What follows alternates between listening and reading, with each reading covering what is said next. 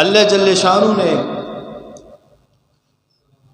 کائنات کی تمام مخلوقات کو حضرت انسان کے لیے پیدا کیا۔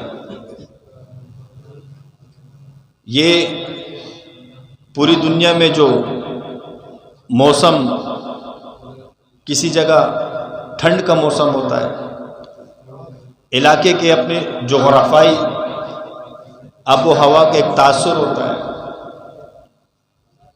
ہر علاقے کی اپنی آب و ہوا ہے۔ جہاں ریگستانی علاقہ ہے وہاں کی آب و ہوا مختلف ہے، گرمی زیادہ ہوتی ہے، پانی کی قلت ہوتی ہے، زمینوں کے اندر ہزاروں فٹ پر کنواں کرنے کے بعد بھی پانی بالکل تہ میں ہوتا ہے۔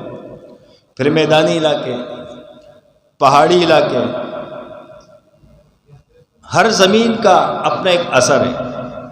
پھر ایسے علاقے جہاں 24 گھنٹے برف ہوتی ہے سال کے 12 مہینے، ایسے علاقے جو زیادہ گرم رہتے ہیں، ایسے علاقے جہاں موسم ٹھنڈا رہتا ہے، ایسے علاقے جہاں موسم نارمل رہتا ہے، ایسے علاقے جہاں 24 گھنٹے میں 1 گھنٹہ دھوپ آتی ہے، باقی 30 گھنٹے اندھیرا ہوتا ہے،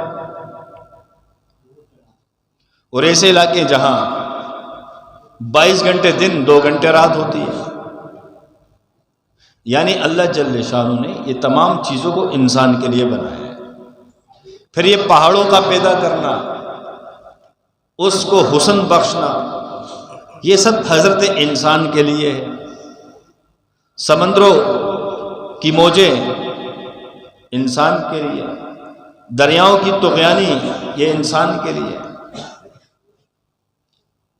پھولوں کا کھلنا، اس کی مہک، اس کی خوشبو، انسان کو تسکین حاصل ہوتی ہے، یہ انسان کے لیے۔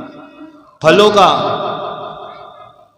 پیدا کرنا، کتنے قسم کے اللہ نے پھل پیدا کیے، کتنے قسم کے پھول پیدا کیے، کتنے قسم کی سبزیاں پیدا کی، کتنے قسم کے اناج پیدا کیے، کتنی قسم کی معدنیات پیدا کی، کتنے قسم کے سمندر میں رہنے والی مچھلیاں پیدا کی،